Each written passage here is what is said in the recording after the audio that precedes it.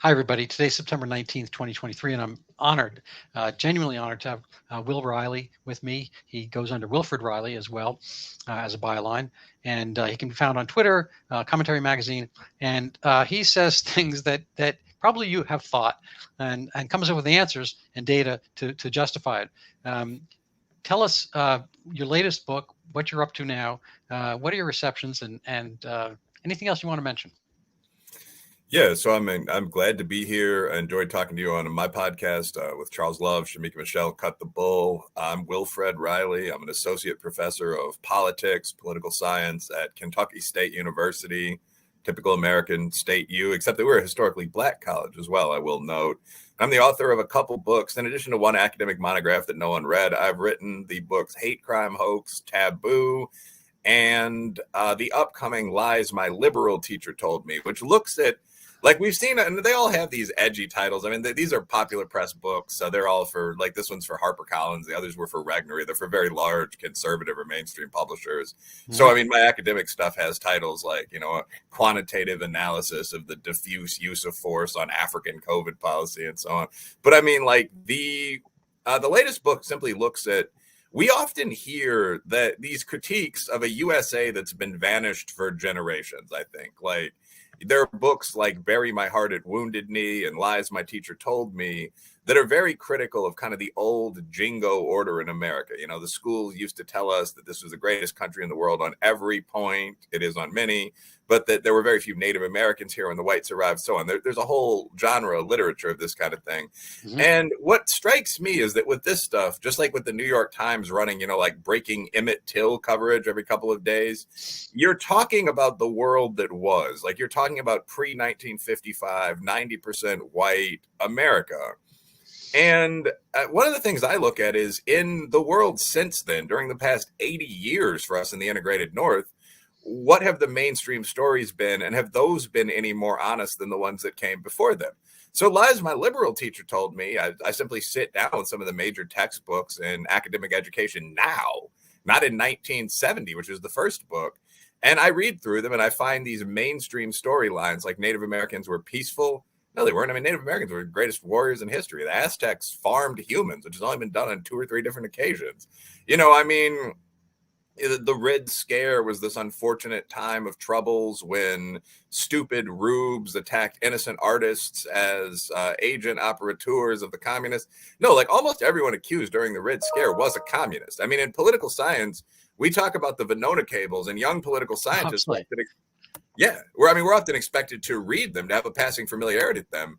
And I mean, every one of these people, Hiss, the Rosenbergs, so on, that was accused guilty. Yeah, guilty. All three of those people were guilty. But beyond that, I mean, of the people mentioned in Venona, probably the guilt rate was 85, 90%. So I just talk about this, like the lies of a new order. Diversity always brings peace, which would be surprising to anyone in Eastern Europe or Africa. It has many advantages, but it has many disadvantages, and just so on down the line. So what are we talking about now in the modern era, and is that more accurate than what we used to talk about? It's obviously not the case that society today is set up to oppress blacks, who are easily the most privileged group in higher education, Fortune 500 hiring, or Asians, who are the richest group in the country. So what are we doing now? That's a theme that I'm writing on right now.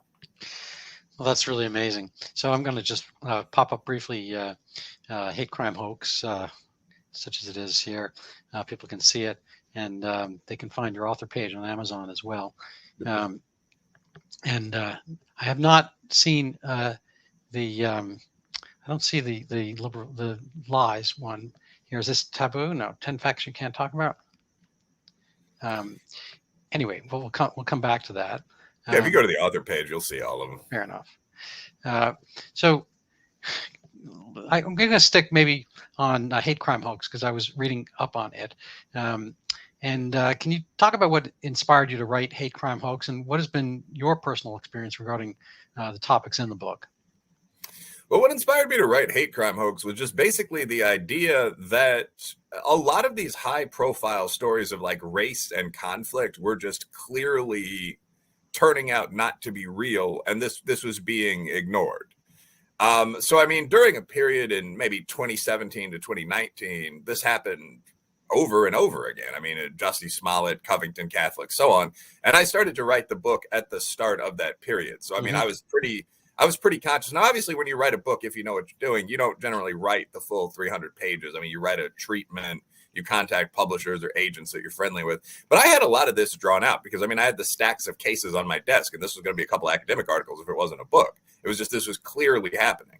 Every one of these major hate incidents, I mean, Air Force Academy, where, as I always say, a general had to come down to the campus and sort of separate white and black cadets, but it turned out to be a few disaffected scholars that were writing this graffiti around the campus. You know, go back to Tawana Brawley. Oh my God. Duke lacrosse. I mean, the woman claimed she was raped by 88 men, a varsity lacrosse team, one of the most horrible incidents in history, but it wasn't real. Yeah. You know, I mean, Air Force, or not Air Force Academy, Kansas State, where they said people were writing these terrible slurs on high-end luxury cars. You know, one person after another has gone down. My alma mater is Yale, and Richard Broadhead was kind of overlapped my time ages ago, and he was the president at Duke. And, you know, everyone loved Richard Broadhead when he was at Yale, and he was thoughtful. He's a literary guy. I think he was an English professor, whatever. And he was a young guy then.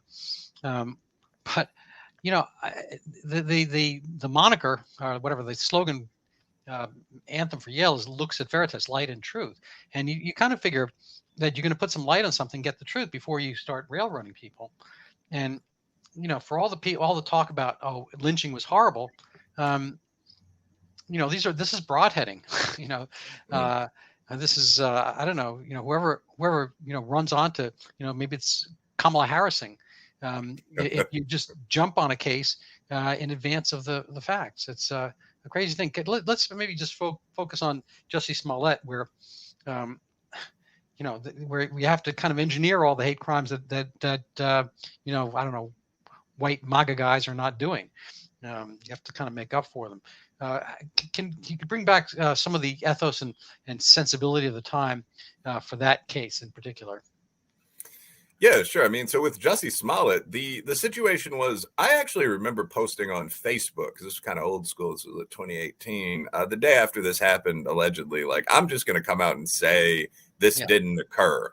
You know, like this didn't happen. And I remember buddies of mine, I have a pretty diverse group of like young to middle-aged businessmen who are close friends, and people were like, you can't just say that. I don't know, you know, listen to victims, this kind of stuff. You know, even bros have been kind of conditioned to say it. But I mean, I was just breaking down the case as someone who went to a pretty good law school at University of Illinois prior to getting the PhD, and who thought about criminal practice.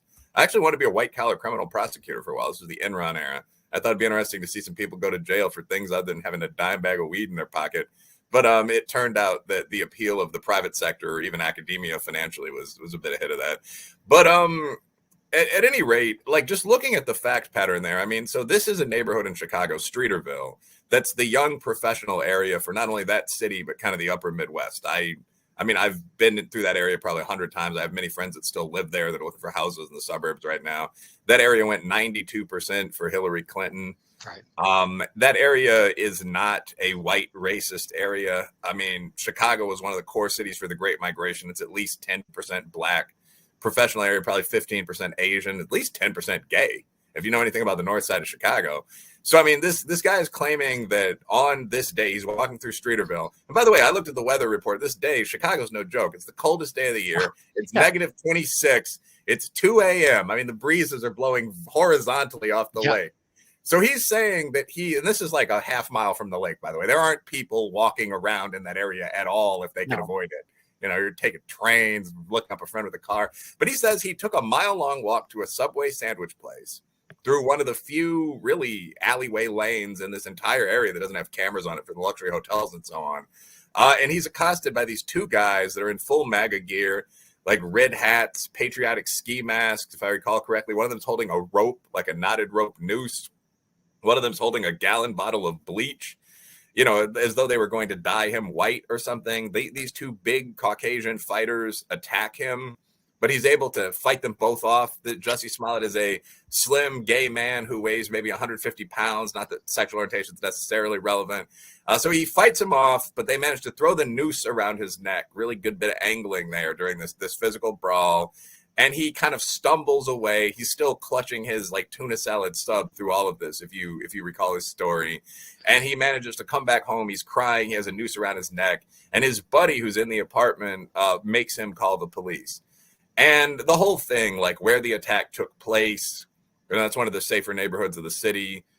Who was allegedly responsible? Not like Black or Latino or Eastern European goons from another area, but Trump guys. What he said happened. He fought off 200-pound Trump veteran types. I mean, just the whole thing was just clear and apparent nonsense. And of course, it was revealed to be nonsense. I mean, this is two of his buddies from the gym who happen to be Nigerian, by the way. Right. I think are they twins too? They're brothers. One is 9 months older than the other. It's a big West African family. They're that's called Irish twins, Nigerian Irish twins. Yeah, I mean, a lot of African and Hispanic immigrant groups probably follow almost identically the patterns of the Italian and Irishman before them. And I think we'll have a similar future in the USA. But at any rate, I mean, so that's what happened. Like, he paid his two boys from the gym to beat him up. But the whole thing became this major symbolic case because he pressed the story so hard. And Smollett is, I don't know how familiar you are with the social class in the Black community, but Smollett is kind of a scion of the elite. I mean, he's probably about half Caucasian. He's very well educated. I think his dad's Jewish. I think they're divorced. But you know better than I.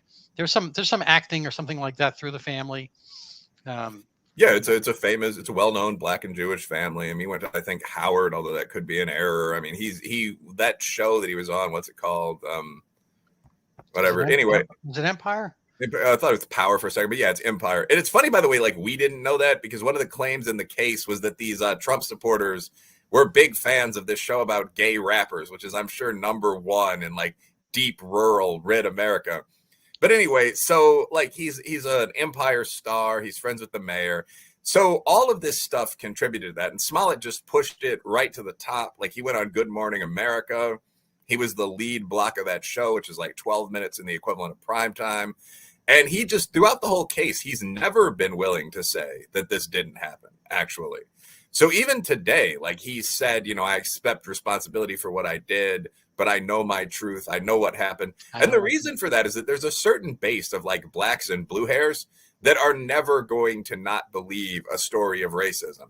And so he's appealing to them. He's saying, the man made me do what was necessary, but I know my reality and you know it with me. Right. So like when Jussie Smollett comes back for a concert or whatever in a year, I mean, they're going to be 1,000+ people in that room. Like, there are a lot of people that still support the guy. Yeah. So, I mean, as you're talking, I kind of having my little deja vu pathway through my head, what remains in my cerebral cortex. And, it goes back to like Ferguson, Missouri. I've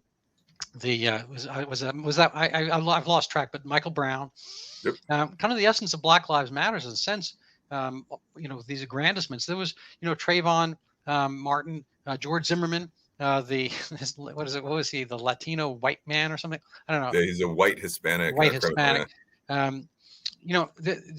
Frankly, Henry Louis Skip Gates, Jr. The beer summit, Obama years, all of these things are always aggrandized, it seems.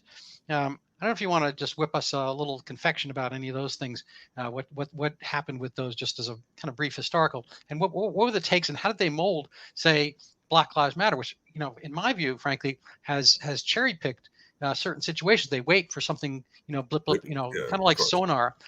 There are a lot of maybe whales or fish going by that, you don't shoot. And then when there's some big enough tin can that may be something to shoot at, boom, they shoot at. Maybe you can kind of weave those all together in, recent history and your perceptions.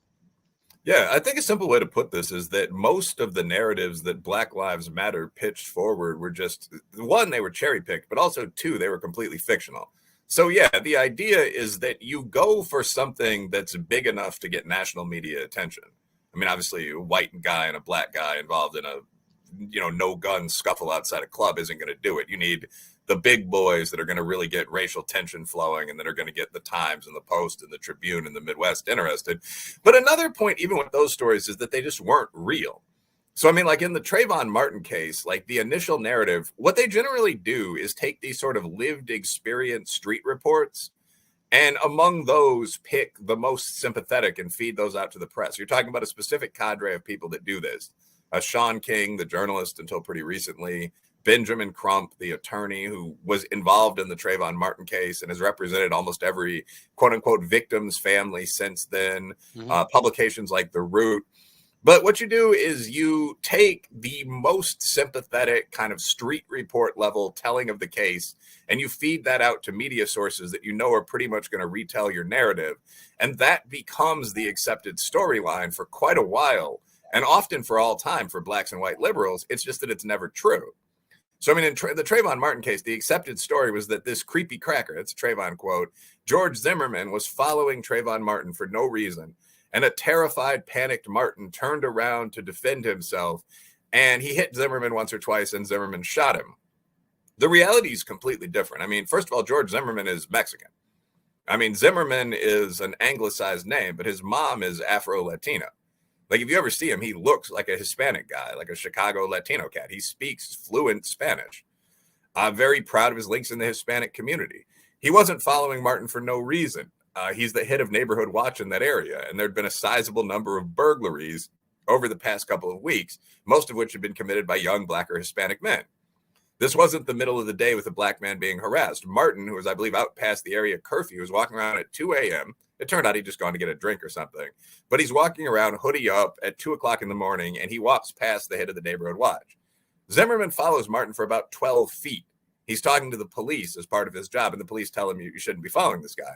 Then he stops. Martin doubles back and hits Zimmerman. This is all in the case record. It's absolutely undisputed. And then he starts beating the crap out of Zimmerman. So, I mean, both guys apparently can use their hands well enough. They fight for a minute or two. And then Zimmerman, he's about 6 inches shorter than Martin, takes the fall.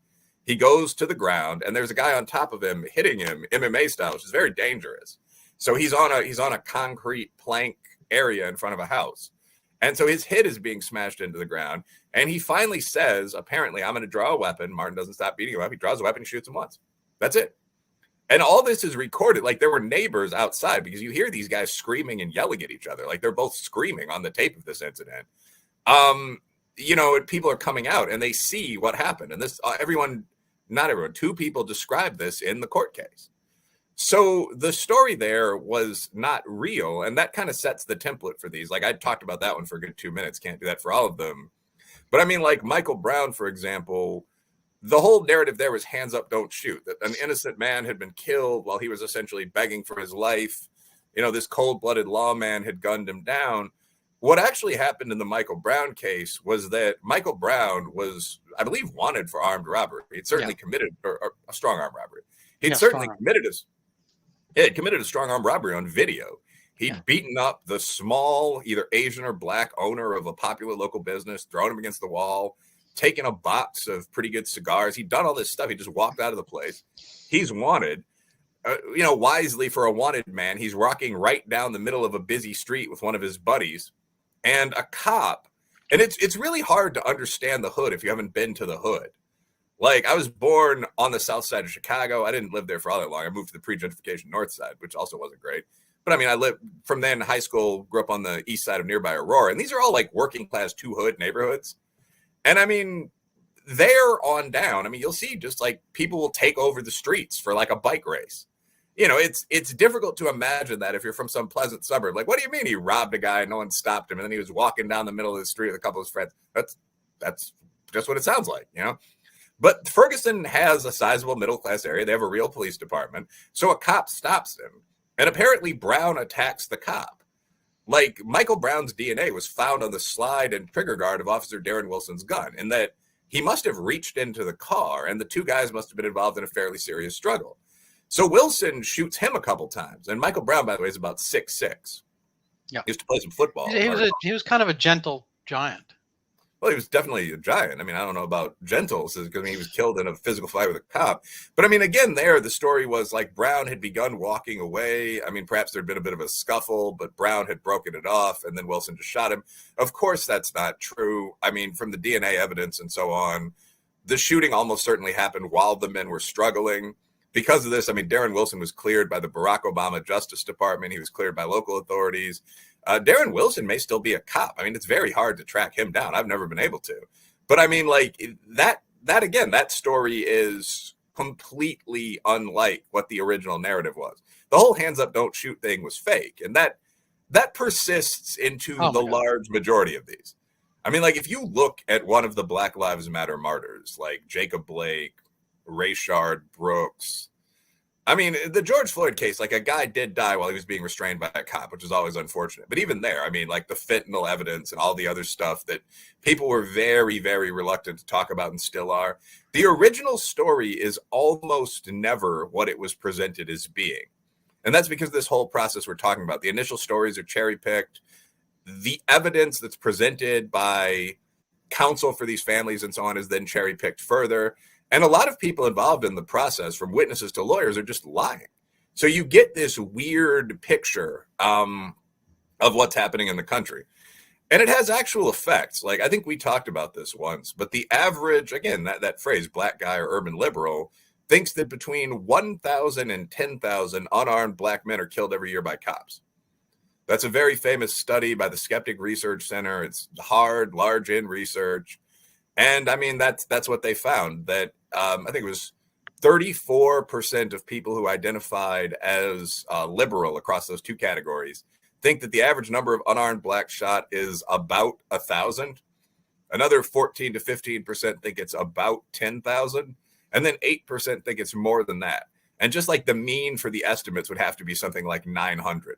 The total number of unarmed, specifically black people shot by the cops every year, by the way, I'm sure you know this, but is like 12. Right. Most recent year on record, 15. I mean, so how about unarmed white men shot by cops? Well, that's a good question, because I mean, there are far more of them. I mean, but first of all, there are less than 100 unarmed men of all races, white and Hispanic usually combined, shot by the police every year. I can't remember it going over 100 in the past 10 years. So when people talk about, there's a genocidal rate of police violence, bear in mind that we're talking about 100 people out of 350 million people in the United States of America. This isn't Norway. I mean, people will say, well, the equivalent figure for Finland is, 15 or whatever it is. The United States is almost 100 times the size of Finland, and 50 plus times the size of Finland. And we have far higher crime groups. I mean, whether you're looking at, African Americans, Scots, Irish, Appalachians, the giant border we have with the third world country. I mean, like all of these issues, it's just silly to trot out Denmark and say, well, over there, they managed not to do this. It's utterly irrelevant. Our total in our country is still 100 guys. But yeah, the thing with police shootings is that if you just open up that full police shootings database, and unarmed shooting figures usually aren't that different, 70 to 75% of the people shot by cops every year are Caucasian. They're white or they're Caucasian Hispanics. Like, this isn't disputed by anyone. And when I speak to like men's groups or groups like heavily black sports teams, I think might be skeptical about this. I'll just give them the figure and then say, name one. I mean, you can say maybe the black cases were 5% worse or something like that. But have you ever heard of any of the white cases? And because of where I live, every so often some Appalachian guy or guy with a Caucasian girlfriend will say, Tony Tempa or something like that. But most people in that age range could name probably 15 of the black quote unquote victims, right. From Trayvon all the way through to George Floyd, beyond him to Jacob Blake, and so on down the line. So there's this false impression of like a 15 to 1 or 15 to 0 pattern of atrocities. And the reality is that, no, I mean, it's pretty much what you'd expect. It's 4 to 1 white, 3 to 1 white. So two questions. First of all, well, I mean, again, things are bubbling up. I remember the Memphis shooting, which the black officers on a black guy, and that was white supremacy. Shooting, Asians getting shot is also white supremacy. But a side question: is there any chance anybody in the NBA, for instance, LeBron James, whatever, would ever come across your book? We mentioned sports teams, talking to sports teams. Has anyone ever hired you to talk about these things? Kind of this, endless kind of funereal procession that's been going on in our sports leagues seem all, for the most part, to be based on a false premise. Well, at the very, very same time, ironically, despite Colin Kaepernick's musings, people are paid very well. I mean, most of these guys in the course of, say, a month or two will make more than I will have made in my entire life. And I mean, I got these two little letters after my name, which don't, it's not as many as three letters of the NBA. But it's kind of a funny thing, difficult way of being oppressed. But have your views filtered upwards at all? Is there kind of like a glass ceiling? Do you get Uncle Tom'd, or what gives? I think a lot of people know that what I'm saying is by and large true. I mean, so for example, we talked before the show a little bit about Rich Hanania. He has a new book out, The Origins of Woke. And I mean, you can argue that he used to be kind of a bigot. You're talking about 10 years ago. But right now, I mean, he's a think tank fellow. The book is pretty factually based. And it's been getting these hyper negative reviews that don't really have anything to do with what he actually said. It's kind of phenomenon. Yeah, it's the idea of like presentation of verboten information. Yeah, it can approach the comic. But like a review from The Atlantic said, and I'm pretty much quoting here, Mr. Hanania makes some good points, but he also claims some wild things. For example, that there are major SAT and IQ test score differences between current groups that may be cultural or even genetic. And he doesn't cite this controversial point. And I was reading this and I was like, this is embarrassing. A controversial point? That's one of the best known findings in psychology, that there are regional, racial, national differences in IQ. Right. It's also worth noting that there's a pattern called the Flynn effect. These can change and do frequently. Mm-hmm. The entire Western world is 18 points smarter, or 18 points higher scoring on tests, assuming the same baselines for the test. There's actually quite an interesting literature here, but than we were in 1950 or so. So, I mean, most people don't necessarily think this is genetic, but it's crazy to deny. And we recently saw one of the 5 or so major magazines in the country just deny it. Hanania doesn't even cite this. What's he talking about? So I think this is indicative of a pattern you see pretty often, where a lot of people basically know things, but it's considered very dangerous to know them or to talk about them. I'm pretty sure the figures for just ordinary black guys or white libs in cities that I've mentioned are accurate. But I'm also pretty sure that most hiring managers at Fortune 500s know what the current test score differential is. I'm pretty sure that most owners of NBA teams are aware of most of the things I say, like that there are higher crime rates in Black or Appalachian communities or something like that. I can't imagine reaching that level and not knowing that. Mm-hmm. And I myself individually get a lot of interaction for some pretty significant people that you would be surprised by. I mean, at the level of like congressmen and senators saying things like, I've read your book, I'm going to be fairly quiet about this, but I'm definitely going to be advised by that when I'm looking at crime bills and so on. So that happens all the time. What I don't see a lot of, to answer your question, is people publicly saying, oh yeah, what Reilly or Murray or whatever said is accurate. And we need to start discussing that. We need to actually put urban kids into Michaela-style charter education and see if these gaps close. And the only culturalist hereditarian debate on that, by the way, is whether the gaps would close by 55% or 100%. Like we all, to some extent, like that's the Hered estimate, that's the culturalist estimate. Mm-hmm. So we all, to some extent, know what would work. Most highly intelligent people, not some city kids sitting on a skateboard of either ethnicity, know what the issue is, know what the data is. It's just one of these weird situations where like women with clitoral orgasms in both of our fields, actually, if you're talking about political science and psych or medicine, used to be considered nymphomaniacs. I mean, they might have to get lobotomies for this perversion, so I mean, like most people who discovered this about their wife probably were very aware this was common if they'd had any previous partners, probably just shut the bleep up about it, no pun intended, kind of knew what reality was, but the thing was not discussable. And that's what we run into with a lot of these test score issues, a lot of these crime issues, a lot of just comparisons across racial lines. I mean, I've also found as a black man that it's somewhat taboo to point out that 46% of young white women are mentally ill. I mean, that's the percentage diagnosed with a severe psychological condition in the past 5 years. I've been known to trot that out in online race bantering conversations. And again, the smarter people in the conversation already know that and just kind of whisper, you can't say that. But many, many people are shocked by it. And again, that's a problem you have to resolve when you look at the Munchausen effect of that on young children and so on. So, no, I'm not asked to talk to a lot of sports teams, but I mean, I'm frequently contacted by people at the level of their executives who will say, it's interesting you're saying this. The question really is how to bridge that gap. Been rambling a bit here, but just if No, but if most leaders know something and it's utterly taboo for the leaders to say the thing, how do you get the thing that would fix the problems communicated? I know. I'm a conservative, and amongst my coterie, various social community, religious groups, and so forth, I'm that guy, and I'm not afraid to say what I think, because there's no purpose having free speech and whatnot if you're not going to exercise it. And every now and then I get somebody whispering to me, I read your post on this and this. I would never comment on it. I won't let anybody know, but I agree with you. It's like, well, dude, that's awesome, but say it. See it, say it.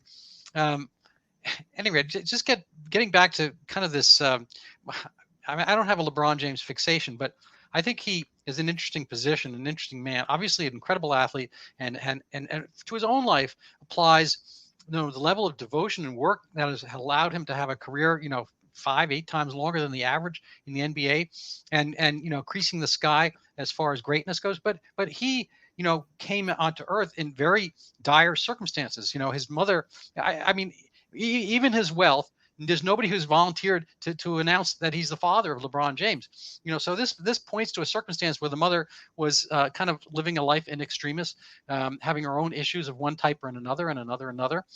And from what I understand, LeBron was brought up by I believe a police officer family who was in foster care. And this gentleman gave him a sense of discipline and devotion and what would not fly, and thus it just seems hurtful that, during these protests against policemen, that Mr. James did not stand up and say, these guys have tough lives, like Doc Rivers' father also was a policeman. And I think that points to, it's tough to make it in the NBA. I'm sitting here wishing I could have done something like that. I didn't, and I'm not going to make any topical Woody Harrelson jokes, but the fact of the matter is, this is an enviable position, but it's more than talent. There are a lot of Darryl Dawkinses and whatnot who've made it to the NBA and then just frittered it away because they can't keep their brains together. And so here LeBron has done this work, and he has had an applied discipline put to him, but he doesn't have the discipline to point out that discipline came from a police officer. And these guys have tough circumstances. They deal with tough situations, and there are a lot of people who've gone by the wayward, potentially with LeBron James talent, who did not make it all the way because they did not have that same thing instilled in them. And I just feel I'm kind of rambling here myself, but I don't know. Can you speak to any of that issue about kind of like forgetting how people who have become successful got there, and there's kind of this reverse, I guess, I don't know, reverse ignorance of their own circumstance, their own benefits, and how they did it through disciplined hard work and whatnot. And somehow, George Floyd is the same as them. He embodies them. He doesn't, I don't think, at all. Yeah, I think that's a really good question. And again, it might get back to the, marriage and the era where sexuality is verboten kind of conversation. Like, most people know some things quite happily in their private lives that they just view it as very tactless or very dangerous, I think, today in the cancel culture era, more so than in the past that we're referencing, to discuss. So I think that's a big part of this. So let me actually take some quick notes. So first, the phenomenon you're describing is absolutely obvious to anyone that watches any American community, maybe especially the Black community or the working class community. But you hear all the time these normal people kind of honoring people who were complete scumbags. And I'm not necessarily referencing him at that level, but I remember Barack Obama, either one of them, but I remember Barack Obama talking about the Trayvon Martin, George Zimmerman fight and saying, it's easy to imagine that my son could have been involved in that situation. One, if I had a son, he would look just like Trayvon. Two, and I'm thinking about this as myself, an upper middle class Black man, and it's like, no, that's absolutely fictionally false. Like, your son would not have been wandering around at 2:00 in the morning. His son would have gone to Friends Academy, or what's the one in DC?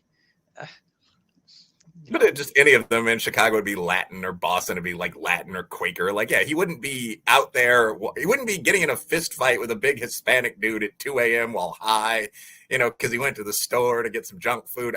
That's not a thing that would have occurred, and that beyond that, like, he would have looked like Trayvon. In terms of everything from the hoodie to the gold tooth, no, he wouldn't have. That doesn't mean that either Trayvon or Zimmerman should have been killed. I'm going to interject very briefly. I've noticed this one case.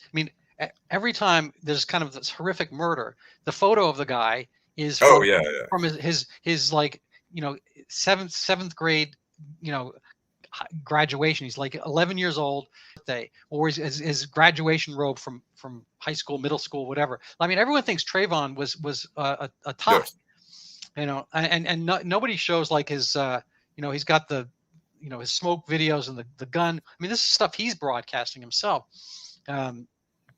Yeah, Trayvon Martin, when he was killed, was a 17-year-old, I think, high school student, used to be a football player. He's about 6'1". The minimum I've ever seen him listed as by real sources, 5'11". Again, none of this means that you want either one of these guys to die in a physical fight, but just Martin had the advantage over Zimmerman, was apparently winning the fight. The image of Trayvon Martin, the kind of bucolic Trayvon that people often call it, is a picture of him at, I think, 12. Yeah. When he was first heading off to middle school. And a lot of people don't know that. Like when you say, well, this was a fight between two men, people start freaking out and saying, men, you think that 12-year-old boy, that little black boy was, and it's like, well, that's not who he was. And when you show a video of the actual other opponent, people are shocked because it's almost invariably the first time they've ever seen it. So, I mean, that's a pretty significant issue, actually. But back to the broader point, though, like, obviously there is a great deal of praising of people who objectively have had bad, disturbed lives by people that haven't. We saw this a ton of times with George Floyd, like where people were saying, like, we are all George Floyds. Any of us could be in George Floyd's situation. To be in George Floyd should not have died. I mean, there are ways to hold people down that are different from this, so on. Yeah, and I'm sure if this guy, Derek, Chauvin, yeah. Was that, what's the name? Yeah, Derek Chauvin, Derek Chauvin, yeah. If he had known a slightly better way, I think he would have done it. There were a lot of people watching him at the time. I don't think, you want to do your vicious race crime because you're a secret X, Y, and Z.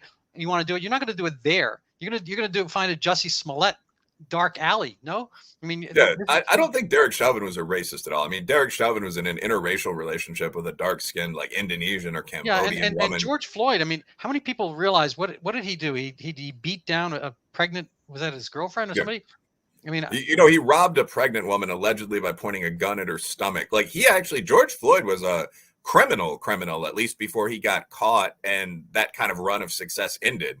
Like, I mean, rap song level. Like, the crime he was charged with was that he and a bunch of his boys went to a supply store and dressed up in uniforms from, like, the water company and pulled up at the house of a woman that, if you read between the lines, like, Hispanic woman, big fat, like, if you read between the lines, like, her husband may have been moving some weight, as the kids say.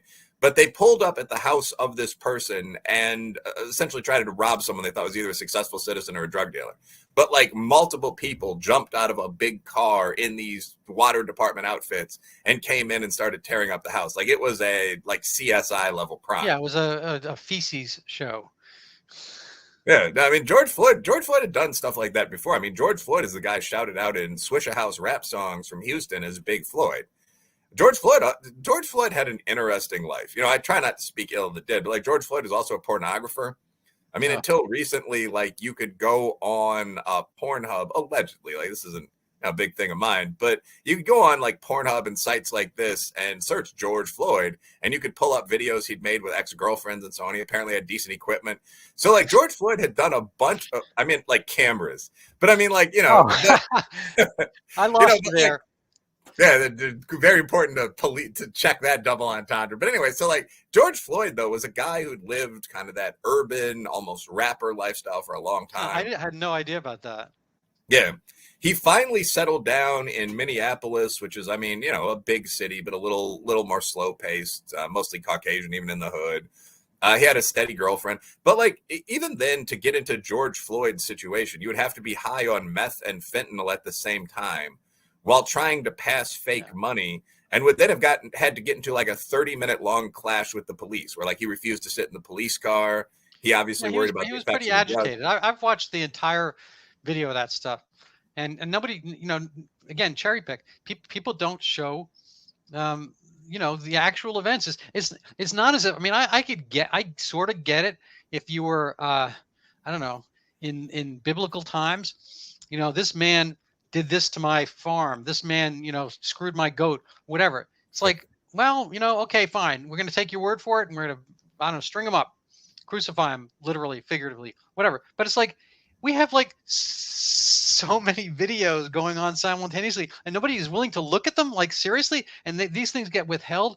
I can't remember. I've kind of lost track of all the cases, but wasn't there a Chicago case? They wouldn't put out the video, and or you tell me. I mean, you're better up in this. And it's like the video might show that things were not as bad as they people allege. I mean, am I wrong This here? has happened over and over again. I mean, so there actually are Chicago cases like Laquan McDonald where the video made the police look worse. But there also are a number of cases from that city and from other cities where releasing the video. By the way, this is something that's true so broadly that now the Ben Crump types are opposing body cameras. So, like, the whole argument for body cameras on police was we'll get to see all the corrupt. No, we're not going to get that. We're not going to get the settlement we want. Yeah, but the argument, well, that's exactly right. I mean, this is all like this woke stuff. A lot of it, I don't really think dates back to like Herbert Marcuse and so on. I mean, it's some of it does. That's the underlying ideological structure. But a lot of it is just ambulance chasing lawyer crap. Right. I mean, like a lot of the people in this field, from Ben Crump to Maxine Waters in her former profession, are attorneys, as I understand. And so there's a big element of just like these civil rights laws, these hate crime laws make it possible for judgments of X size to be collected. And there's going to be a class of people pursuing those. And they're going to have an interest, along with people who work as staffers for NGOs, in fermenting and quote unquote bigging up racial trauma. But in terms of the cameras piece, the argument was that police were going to be revealed to have been behind the scenes very racist, using language like quote unquote the N-word, attacking black people unprovokedly, so on down the line. And that's why we needed the cams. And in reality, what the cameras revealed is that police were often in these really unsympathetic hood and also quote unquote redneck environments where like drunks are spitting at them and people are behaving just totally idiotically. People are often screaming things like, I can't breathe, not knowing there's a camera on so you can see that they're not being touched. And so now civil rights groups are saying that the cameras are making black people and poor people broadly look stupid. So, I mean, there's an attack on them that like footage from the cameras can be used in court to make the cop look more sympathetic. So it's a whole interesting thing. And yeah, there are a lot of camera videos that did not have the intended purpose. But the original question you asked, I think, is such an important question that it's worth really responding to in detail. And that is, why do people that are very successful, maybe especially in minority communities, insist on promoting this narrative that's extremely negative and that's anti-success? And there are a lot of reasons, from the one we've discussed already, you don't want to get the equivalent of the lobotomy today, to just that's one way to stop the competition, isn't it? But I think that the more notable thing is just that they obviously and measurably are doing this. So there's a term, I think Rob Henderson was the first guy to use the phrase luxury beliefs, but there's an interesting split in society between an upper class that says a lot of woke stuff, but lives very, very conventionally. Mm-hmm. Like quote unquote body count is much lower for upper class women. Women in the upper and upper middle classes are likely to marry before about 27. You get out of law school, he's a dentist. These people almost invariably live in 2-parent homes, have at least 2 children, so on, so on, so on, so on. And then you have the message that they're presenting to other people, which is like there's no difference in family structure in terms of what succeeds. Mm-hmm. You're healthy at any size. All these people also, I play some tennis at this point in my life. All these people are fit, squash them in, none of them weigh 300 pounds, but you're healthy at any size, down there. Diversity is great. I live in Scarsdale. It's 89.1% white, and so on. I've read Charles Murray's Coming Apart, mm-hmm. and this is really the essence of the book. Are you familiar with it at all? Yeah, no, I think he inspired Henderson. Henderson added some language, but yeah, this is one of the legendary books in social science. Yeah. So to briefly, he's got 2 towns. I think one is Fishtown, the other is called Belmont, and I think Belmont is based on Belmont, Mass, which is a leafy suburb. And Fishtown is based on, I think, a kind of a blue collarish, rougher place, a lot of welfare, Section 8 and so forth, outside of Philadelphia. But he just uses those as names and fills in statistics from places like that around the country. And the people in Belmont, the people who want kind of the more libertine rules and so forth. Say legalize heroin. Marriage doesn't count. This and that, all this stuff. They themselves live very cloistered, regimented lives of discipline, and their kids ditto. And ironically, the people in, and politically they're far from the left. They are on the left, the kind of the John Kerry effect, say, and the people in Fishtown are more rough and ready, and they've experienced a lot of these excellent ideas from the Belmont type Harvard-ish elites, and they're like, screw this. We want we want bedrock principles. We want, and they skew more conservative. This is kind of the paradox is really the essence of Trump's victory. At any rate, I think it's a funny thing that people are embarrassed at their own success. I think that's I don't know how long that's been going on. Maybe ancient times. I actually think, not to at all jump in there, but I think it's a uniquely American phenomenon, because I mean the whole American idea is that we almost don't have social classes, right? Like, this is the land of meritocracy. Everyone can compete. We're not supposed to believe in any genetic. And for the left, even cultural differences between racial groups, arguably the sexes, regions of the country, so on down the line. So if you, or I think more to the point, your father, because I mean, the guy who actually worked his way out of Fishtown to become a steel magnate doesn't feel any guilt. But if you're growing up in a big house and you see that you have these advantages, and in fact, they are quite traceable to empirical things like the prey drive level of your parents or your own IQ, but you're not supposed to think that. It's very, very easy to slip into that mold of saying, well, there must be something unfair. There must be something unjust here. And I think that that's what most kind of left wing, I'm thinking of like white female friends and girlfriends from law school. Like, that's what a lot of this angst comes from. The idea that there must be something wrong with, like, you often hear the phrase like, me having all this. And so the real explanation actually is pretty simple. Like, there are at minimum cultural differences between people and large cultural differences between groups. There also are other things. Like, I mean, there obviously are genetic differences between men and women at very least. There are stochastic differences, just random patterns of chance produce 15, 20-point gaps between groups. There are regional differences. I mean, the West Virginia to DC white IQ gap is far larger than the black-white IQ gap. There are differences caused by past racism that you just can't do anything about. And I also think there's a hugely reductive part about looking at melanin content, aka race, and ignoring cultural aspects amongst blacks. I think we mentioned Jesse Smollett hired out his MAGA hats to two Nigerian guys, and so they were essentially looking for work. And so they're weightlifters, so they're working out. They're getting jobs. They managed to attach themselves to a wealthy actor, quasi-famous, more famous now.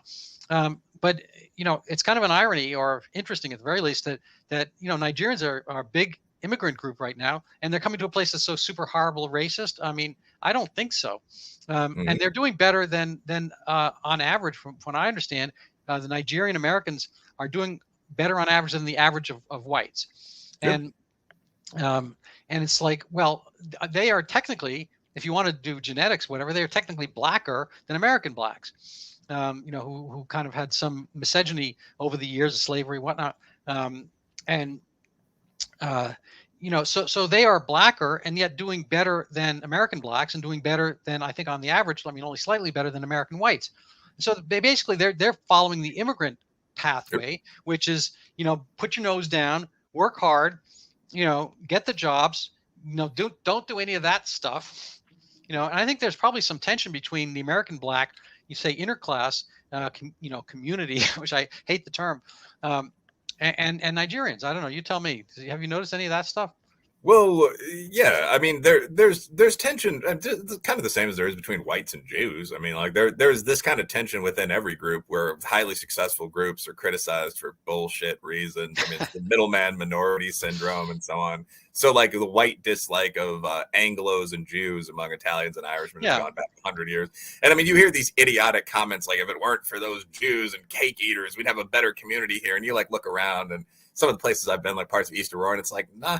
You wouldn't have anything but the trailers and such. I mean, like, there'd be very few businesses.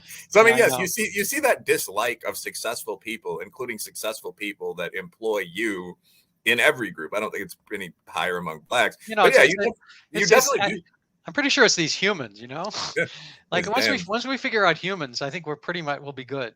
Um, Yeah, I actually think encountering alien life, just to throw some nonsense out there, is something that eventually will happen. That'll probably really cut down on the focus on human differences. Like if we encountered creatures that couldn't die, for example, that came from the bacterial instead of the what became the mammalian line of life, or yeah, but creatures that had no gods or different ones. I mean, yeah, like, you're implying that everyone's always going to be on board simultaneously, and we see that when something actually does happen factually, there are already going to be huge silos of information, and I hate to use the term, but other information, and people follow as they will. I mean, you know, you can take something as pretty blatant as the 9/11 towers falling, and you know, there's 15 different theories about it. So, you know, getting everyone on board is almost a religious quest, and we're not going to necessarily have time for all that. So I want to kind of you know, segue slightly to a lightning round here, okay, and to wit, I have your page here at commentary. It's got a nice picture of you, and I mean, maybe we could just kind of zip through a couple of these. The Karens were innocent, and there's about I guess there's 14.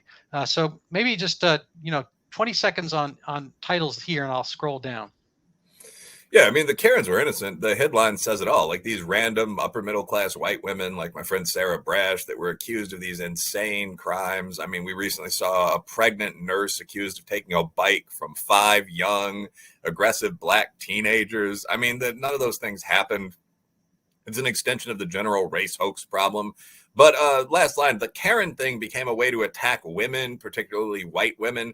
So you're not supposed to say the C word or bitch as, you know, a modern male leader. So people just switched over to Karen. And most of those people didn't do anything. Warts and all. Oh, yeah. I said MLK was a great man, warts and all. Title pretty much says it all. I mean, there's a new MLK biography by John Eeg, the, I believe, sociologist, that's very open for a change about MLK's like blatant plagiarism and chasing women and so on, but also points out that he and JFK was no better, got the Civil Rights Act through. So let's not iconize our heroes. It would be just as easy to tear down a statue of MLK or JFK as a statue of Washington. It's stupid to do in all 3 cases. So quick side question: was MLK a Republican? MLK, as I understand, voted for both parties. I mean, Eeg digs up some old registration forms. So I think it's fair to say he was a political independent. But most black business people in that era probably would have been Republicans. I mean, yeah, I think people don't remember that it was the Democrats, the Dixiecrats, and so forth that were keeping down. It was, you know, basically the Republicans, you know, was kind of the Brahmin class reaching out and overturning a lot of that stuff. I mean, obviously, yeah, Abraham Lincoln was a Republican, and paid for it with his life, essentially. yeah. Whenever people ask me who my favorite Republican civil rights figure is, I say first Abraham Lincoln, and then second either MLK or Malcolm X, because my understanding is that both those guys voted Republican at different points in their life. So I mean, it's the KKK was the paramilitary arm of the Democratic Party through most of American and Southern history. There's yeah, really now they've changed costumes from white to black. Oh yeah. That's an old line from Europe, but it's worth remembering. The people wearing the masks and saying what you can't say are always the bad guys. Like the guy throwing a Molotov in a cop car with a young female officer in it is never the good guy. So I mean, that's something to keep in mind. Like they aren't anti-fascist protesters and so on. That are, if you're talking about full-on black blockers for Antifa. Okay, so here we have 2 more lightning round topics. Did Black Lives Matter save Black lives? No, the black homicide rate since the start of Black Lives Matter has roughly doubled, which is something people really avoid saying in the mainstream, but that to me is just unavoidable. I mean, if you look at that rate, it went from, it's always been high, just like our overall rate is high, but it went from, I believe, 16 over 100,000 per year versus 5 for all Americans, about the same for whites, to 33. So, I mean, they're now, if you separate whites out from Hispanics and so on, there are about 8 times as many black murderers per cap as there are white murderers. That's an unusual phenomenon. Could you say that again? Because I have one listener in particular who worries for his black friend in our leafy suburb, you know, who might get more kind of sidelong glances from police officers. Could you repeat that and maybe give a shout out to what my friend and or his friend should do?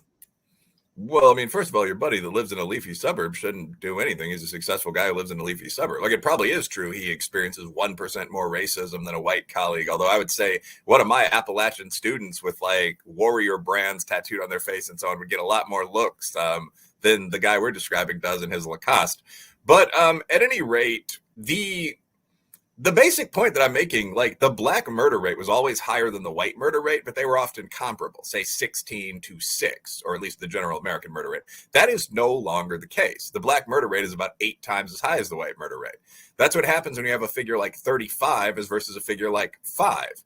So, I mean, Black Lives Matter led to an incredible pullback in policing, but also an incredibly specific pullback in policing, which is to say that Hispanic and poor white areas, which saw all this rioting, I mean, there were people there arming up to fight the rioters if they had to. There was no desire to get, Johnny Law off the corner. The valorization of criminals in general seems to be kind of a black thing. Just like I mentioned earlier, mental illness seems to be kind of an upper class white thing. Like, all groups have their pathologies. But it's important not to ignore this in the black community. There's no white equivalent of George Floyd, not because there's not a white equivalent of George Floyd. There's Tony Timpa, Dylan Noble. I mean, I can think of probably 6 or 7, Daniel Shaver, that have been killed in just these very dubious, often horrible ways. The difference is that there's not a lot of valorization of those guys, one of whom was waving what looked like a rifle around, from the white community. Yeah, from the pornography side, we have Hunter Biden. Yeah, the difference, I think, is that I assume there are a lot of white guys that think of Hunter Biden as a funny anti-hero. So there is definitely an equivalent of the black thug, like the white raver or punk guy who goes into business. There are hundreds of movies about this from, SLC. American Psycho, whatever. And tell us who's in this picture. I'm sure, I imagine it's Ibram Kendi, the new definition of racism. Yeah, that is Ibram Kendi. And my point in that article is, right now we are seeing an attempt, particularly on the political left, to really redefine what racism even means, i.e., the traditional definition of racism has meant something really simple, like disliking, acting out against members of other, ethnic or genetic in-groups. What Kendi is trying to do is redefine the definition of racism so that it means something like any system that produces disparate outcomes between any two large groups. And as we've just spent an hour discussing, that's not a definition of racism, that's a definition of life. I mean, the average black man is 27, modal black man, 27, modal white guy is almost 60. You make more money at 60 than 27. So until you adjust for this kind of thing, it's just meaningless to make the dumb statements like that. Yeah. So who was Ibram X. Kendi? Is that I assume that's an assumed name. Yeah, he was Hank Rogers. He was a middle-class black kid from, I think, Pittsburgh. I mean, there are a lot of people that have done this routine. Some of his early writing is actually pretty interesting, but he's since moved into what, with all of his books, How to Be an Anti-Racist, Stamped from the Beginning, so on, has become kind of his stock in trade. And that's just saying that any difference between any two big groups on any metric is due to racism. So we need a government department called something like the Congressional Office on Anti-Racism to fix that. And I disagree. So there's always this time travel conundrum. If you go back, if you could, I don't know, get a better home life for Adolf Hitler, or you kill him as a kid, whatever, then we don't have World War II, we don't have the Holocaust, so forth. So my time travel question is Tawana Brawley, Al Sharpton. If he had been made to pay damages, which I gather he still hasn't, and or serve some jail time for inciting rioting the Freddy's what is it, Freddie Farkas Market or whatever it is, Freddy's Fashion Mart. Yeah, thank you. Do you think that's a reasonable point? I mean, if I perfect my time travel machine. Well, I don't know. I mean, I think what would have happened if Reverend Al had been assessed damages in the case is simply that he wouldn't have paid them. I mean, like, I know, but so the thing is debtor's court. You have to. What if he had to, or Jussie Smollett for that matter? Neither one of them has had to do anything. We're in this stage where, OJ's he actually made a really hilarious joke the other day, but he did it from his home. He didn't do it from death row or whatever the equivalent would be in California. So we have a situation where people like literally are getting away with murder, and or quasi figuratively getting away with murder. So my question is, if we could go back and have the seminal, kill baby Adolf Hitler moment, would it be to have some aspect where there's a truth telling of these race hoaxes and hoaxes in general? I think that it would have to be broader than the one specific hoax. I think that had there been a decision in the late 1960s to adhere to what the Civil Rights Act actually said, like to not allow guilt to drive the country into letting people, specifically black people, but it's now expanded beyond that, make absurd claims and pretend to believe them, this would be a much better country. I think I can just objectively say that. Every one of these cases came out of the desire or the willingness of mainstream white America to believe that in the 1980s, 90s, 2010s, there's some hidden agency out there that's victimizing just sort of normal black business people. Not like the cops might be 7% more racist, not something you can fix by hiring 6% more black cops. It was never that kind of intelligent conversation. It was like, okay, here's a girl who has obvious dog feces on her arm who claims that the New York City DA took her into the woods and raped her. Are we going to publicly cover this like a serious case or not? And had there been a twist, you add a couple words to the Civil Rights Act, this cannot be altered or something like that. Had there been a twist that would have prevented whatever social pathology caused people to pretend to believe that would have changed the country. Had we just hit Reverend Al with 100,000 more in sanctions? No, I think he would have raised that from donors, or he just would have gone to jail for 6 months. But who is that other clown? I don't think you'd be on MSNBC currently, but maybe I'm wrong. Well, one of the things with Al Sharpton is that part of what I'm describing is that there is a radical double standard in the upper middle class, not anywhere else, not from your football coach, nothing like that, but in the upper middle class, in the public eye, there is a radical double standard when it comes to the treatment of minorities versus whites. And this is just sort of obvious. I mean, like I feel no guilt or pride about this, but I belong to a couple of fairly activist pro-minority organizations. Like I'm a member of the National Bar Association, which is the Black Lawyers Association, which contains something like 9% of the lawyers in the country and is quite powerful. There obviously can't be any sort of Caucasian equivalent. Even something like the Hibernian American Bar Association for Irishmen would today be pretty controversial. So this kind of double talk, this kind of double standard also extends into treatment. I mean, obviously we see this with affirmative action, the edge you receive from being a black, or in many cases Hispanic, applicant to the Ivy League or even the Big Ten is on the order of 300 SAT points. That's quite empirical. We all know this. So, I mean, similarly, in terms of treatment, if you're trying to hire people from a group that makes up about 10% of the country and still doing somewhat worse, I mean, you're going to overlook some things. Like with Al Sharpton, I mean, Sharpton allegedly once tried to buy cocaine from the FBI. I mean, I don't know if you're familiar with this case. I've only seen it broken by like ESPN in the context of a sports story. But if you Google Al Sharpton cocaine FBI informant, you'll find these tapes of Al Sharpton saying things like, yeah, I can get you the coke, but I'm not sure if it's pure. And like anyone in a hiring manager role would know this. It would be incredibly easy to find. So, I mean, obviously all that, 8 people were killed in the Freddy's Fashion Mart fire. I mean, theoretically, you could accuse Al Sharpton of leading a pogrom. Ben Shapiro once did, right? Yeah. I mean, where he's saying things like, if those Jewish diamond merchant bleep suckers want to get it on, they can pin their yarmulkes back and come to my house for a fight. This is when blacks and Jews were literally beating each other up. This is a Crown Heights riot, which black Americans started, although violence on both sides. So, I mean, all of that had to be overlooked for anyone to hire Reverend Al, because we are currently in a society where that kind of thing can be overlooked. Yeah. It would take dramatic changes to fix that. I would say one baseline change, and obviously I'm just spitballing here. I mean, we'd have to work over the legal language and so on, but would have been going back to the original civil rights documents and saying nothing in here can discriminate against blacks, but nothing in here can discriminate against whites. This is it. We're done fighting each other. I mean, dozens of people died during the civil rights movement. We often forget that. You know, we're done fighting each other. No one's bombing anything on either side anymore.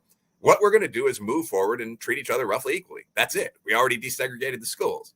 No more of these sob stories. And I think had that happened, again, race relations would be better today.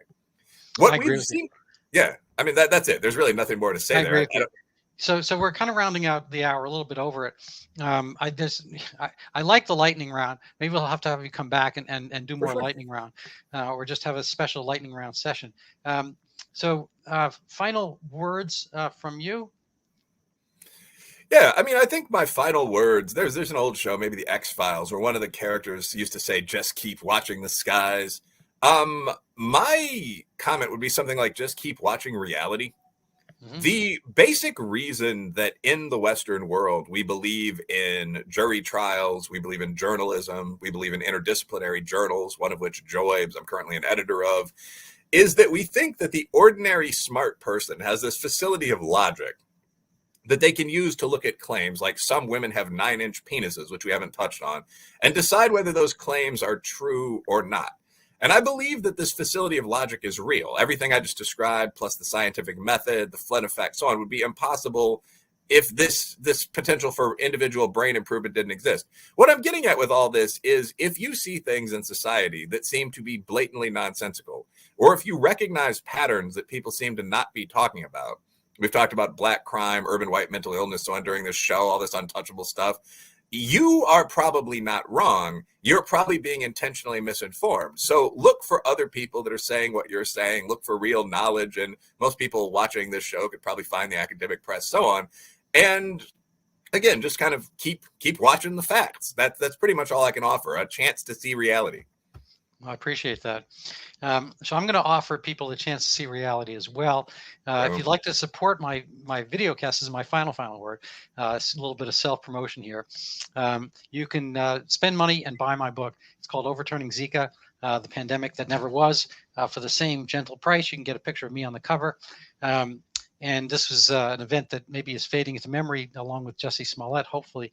But there was a pandemic in Brazil of Zika, of dengue virus causing microcephaly, a congenital issue that has disappeared ever since. But there was big upheaval. A lot of the prodrome events that we saw later play out in the, I don't know if you remember this last few years, this thing called a COVID pandemic. I don't know if you remember any of that, but a lot of the same characters are there, and it was overblown, and it always goes in the same direction of increased fear and getting people to change their social habits and behaviors. In this case, the Zika microcephaly pandemic, such as it was first of all never really there.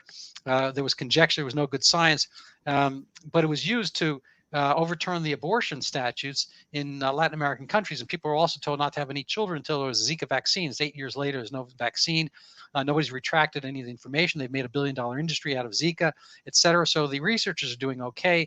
The populace is scared. The birth rate's gone down in Brazil. They're probably, at this point, I'm just again spitballing a little bit, maybe probably about 1 million souls who never came into existence because of this particular episode of fear, which has never been replicated, even in that crucial ground zero of Northeast Brazil.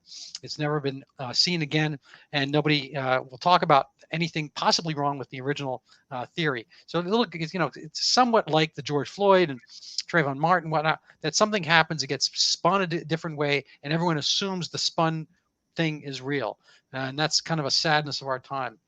But I very much appreciate your bravery and forthright. All right. Well, thank you.